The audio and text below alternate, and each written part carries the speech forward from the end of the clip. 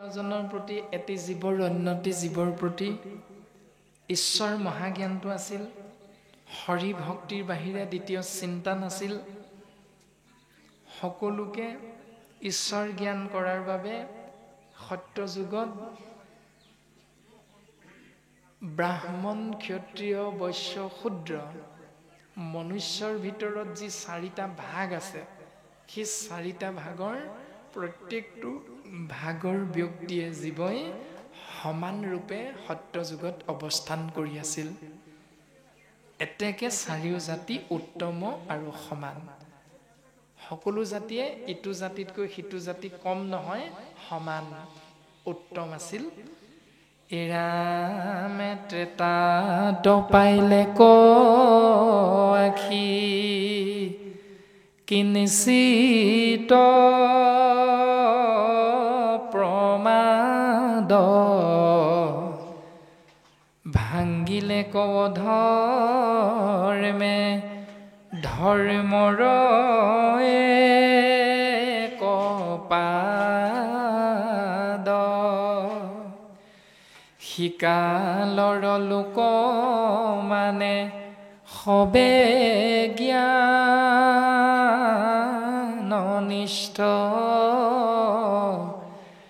নোহে আতি লম্পট নোহিকে আতি শিষ্ট।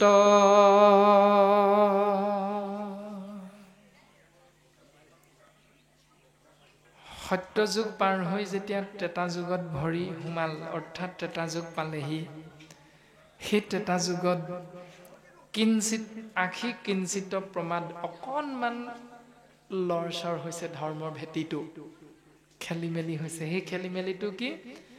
ভাঙ্গিলেক অধৰ্মে ধৰ্মৰ একপাদ। পাদ মানে চৰণ। অধৰ্মৰ দ্বাৰা ধৰ্মৰ ওপৰত অত্যাচাৰ উৎপীড়ন হৈ এটি ভৰি অধৰ্মই ধৰ্মৰ ভাঙি দিলে। ই কিঞ্চিত লৰচৰ হ'ল ধৰ্মৰ ওপৰত। কোন যুগত? ত্ৰেতা যুগত।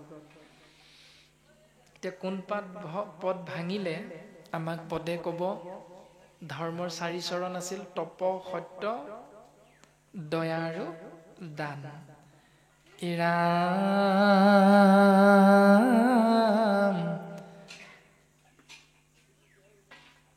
শিকালৰ লোক মানে সবে জ্ঞাননিষ্ঠ নোহে আতি লম্পট নোহিকে আতি শিষ্ট। ত্ৰেতা যুগত জীৱবিলাক জ্ঞানী হ'ল, লম্পট নহ'ল যদিও কিন্তু শান্ত হ'বলৈ অকণমান খেলি মেলি ভাৱ এটা থাকিলে। একেবাৰে সম্পূৰ্ণ ৰূপত শান্তি লাভ কৰিব নোৱাৰিলে। লম্পটো নহ'ল কিন্তু শান্তিও লাভ কৰিব নোৱাৰিলে, কাৰণ এটা পদ ভাঙিলে। অধৰ্মই অকণমান প্ৰভুত্ব বিস্তাৰ কৰিছে ধৰ্মৰ ওপৰত। ব্ৰাহ্মণে ধৰিবে মাত্ৰ ভকতি কয়াতি নপাৰিলে ৰাখিবে অপৰতি নিজাতি স্বৰ্গ কবান চায়ে কৰৈ জাগ যজ্ঞ দান এতেকে ত্ৰেতাত ভৈলা বিপ্ৰেষে প্ৰধান। ত্ৰেতা যুগত কি হ'ল? ব্ৰাহ্মণ, ক্ষত্ৰিয়, বৈশ্য আৰু শূদ্ৰ মনুষ্যৰ ভিতৰত এই চতুবৰ্ণৰ বা চাৰিও জাতিয়ে সত্য, তপ, দয়া আৰু দান, এই চাৰিওটা কিন্তু চাৰিও জাতিয়ে সমানে ৰাখিব নোৱাৰিলে। চাৰিও জাতিৰ ভিতৰত কোনে ৰক্ষা কৰিব পাৰিলে? ব্ৰাহ্মণে ধৰিবে মাত্ৰ ভকতি কোৱাতি। চাৰিও জাতিৰ ভিতৰত কেৱল ব্ৰাহ্মণসকলেহে ধৰ্মটো ৰক্ষা কৰিব পাৰিব ত্ৰেতা যুগত। নপাৰিলে ৰাখিব অপৰ তিনি জাতি। বাকী ক্ষত্ৰিয়, বৈশ্য, শূদ্ৰ এই তিনি জাতিয়ে ত্ৰেতা যুগত ধৰ্মটো শাস্ত্ৰসন্মতে সত্য শুদ্ধ ৰূপত ধৰি ৰাখিব নোৱাৰিলে। ৰাম স্বৰ্গ কবান চায়ে কৰৈ যজ্ঞ যাগদান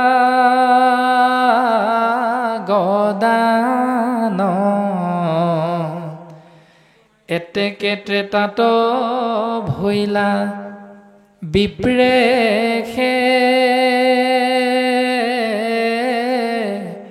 প্ৰধান। বাকী তিনি জাতিয়ে স্বৰ্গ আশা কৰি যাগ যজ্ঞ দান এইবিলাক নিয়ম পালন কৰাটোহে চিন্তা কৰিলে, বিপৰীতে বিপ্ৰসকলে কেৱল সত্য শুদ্ধ মাৰ্গ হৰি ভকতিটো আশ্ৰয় কৰিলে। এতেকে ত্ৰেতাত ভৈলা বিপ্ৰেষে প্ৰধান। ৰামে দাপৰ যুগৰ লোক হৈবে জ্ঞান ভ্ৰষ্ট দুই পাদ ধৰ্মৰ অধৰ্মে কৰৈ নষ্ট শিকালৰ লোকৰ যশত হৈবে প্ৰীতি পঢ়য় পঢ়াবৈ হৃষ্ট ভাৱে প্ৰতিনীতি হবেও শ্ৰীমন্ত আতি কুটুম্ব বিস্তৰ ধন জন গৃহ বিষয় তপৰ ৰাত্ৰি দিনে সকাম কৰ্মতয়া শকতি ব্ৰাহ্মণ ক্ষত্ৰিয় মাত্ৰ ধৰিবে ভকতি।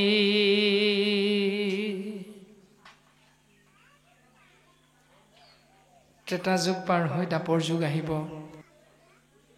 ত্ৰেতা যুগ পাৰ হৈ আহি দাপৰ যুগত অৱস্থান হ'ব আৰু সেই দাপৰ যুগত অধৰ্মই ধৰ্মৰ ওপৰত প্ৰভুত্ব বিস্তাৰ কৰি দুটি পদ ভাঙি পেলাব, নষ্ট কৰিব আৰু শিকালৰৰ লোকৰ যশত হৈবে প্ৰীতি। সেই দাপৰ যুগৰ জীৱবিলাকৰ কেৱল যশতহে যশস্যাতহে প্ৰীতিটো থাকিব, ৰতিটো থাকিব। পঢ়য় পঢ়াবৈ শিষ্টভাৱে প্ৰতিনীতি প্ৰত্যেক দিনাই পঢ়িব পঢ়াব, কিন্তু সেই ব্যৱস্থাটো কেৱল যশ গুণৰ মাজতহে থাকিব। অৰ্থাৎ দেখা ছাৰ মই পঢ়িব পাৰোঁ চোৱা, মই পঢ়ুৱাবও পাৰোঁ চোৱা, এই চিন্তাটোৰ মাজতহে কেৱল দাপৰ যুগৰ জীৱবিলাকে অৱস্থান কৰিব। হবেও শ্ৰীমন্ত মাতি কুটুম্ব বিস্তৰ ধন জন গৃহ বিষয়ত ততপৰ। দাপৰ যুগত কেনেকৈ মই বংশ পৰিয়ালৰ ভিতৰত ধনী হ'ব পাৰোঁ, কেনেকৈ দেখাত সুন্দৰ হৈ থাকিব পাৰোঁ, কেনেকৈ যৌৱনটো ধৰি ৰাখিব পাৰিম, সেই দাপৰ যুগৰ জীৱবিলাকে সকলোৱে শ্ৰীমন্ত আতি কুটুম্ব বিস্তৰ, অৰ্থাৎ ইষ্ট মিত্ৰ কুটুম্বৰ ভিতৰত কেনেকৈ মই ধুনীয়া হৈ থাকিব পাৰোঁ, ধনী হৈ থাকিব পাৰোঁ, এই চিন্তাটোত ব্ৰতী হৈ থাকিব। ৰাতি দিনে সকাম কৰ্মত আশকতি। নিষ্কাম কৰ্মৰ বিপৰীতে শাস্ত্ৰই কৈছে নিষ্কাম কৰ্ম আশ্ৰয় কৰা, কিন্তু দাপৰ যুগত নিষ্কামৰ বিপৰীতে সকাম কৰ্ম, অৰ্থাৎ ঈশ্বৰৰ পৰা কিবা এটা বিচৰাৰ যিটো ভাৱনা, যে তুমি দিলেহে মই তোমাক দিম, সেই যিটো ভাৱনা আমাৰ আহে, সেই ভাৱনাযুক্ত হৈ জীৱন যাপন কৰিবলৈ চেষ্টা কৰিব। ব্ৰাহ্মণ ক্ষত্ৰিয় মাত্ৰ ধৰিবে ভকতি। ব্ৰাহ্মণসকলে ত্ৰেতা যুগত ধৰিব আৰু ক্ষত্ৰিয়সকলে, ব্ৰাহ্মণৰ লগত ক্ষত্ৰিয়সকলো দাপৰ যুগত আহি যোগ হ'ব। অৰ্থাৎ ব্ৰাহ্মণ আৰু ক্ষত্ৰিয়সকলেহে হৰি ভকতিটো ৰাখিব পাৰিব, বৈশ্য আৰু শূদ্ৰসকলে দাপৰ যুগত ৰক্ষা কৰিব নোৱাৰিব। ৰামেতে কেখেদাপৰত আছিলা সমান ব্ৰাহ্মণ ক্ষত্ৰিয় দুয়ো উত্তম প্ৰধান। সেইকাৰণে দাপৰ যুগত ব্ৰাহ্মণ আৰু ক্ষত্ৰিয় দুইজন বা দুইটা জাতি উত্তম হিচাপে মান্যতা দিয়া হ'ব, গণ্য কৰা হ'ব। কলিতয় ধৰ্ম শুইবে খ্ৰীষ্ট পুষ্ট ভাৱ ধৰ্মৰ ভাঙ্গিবে সিটো দুষ্টে তিনি পাৱ। তাৰ পাছত কলিৰ ৰাজত্বৰ সময় হ'ব।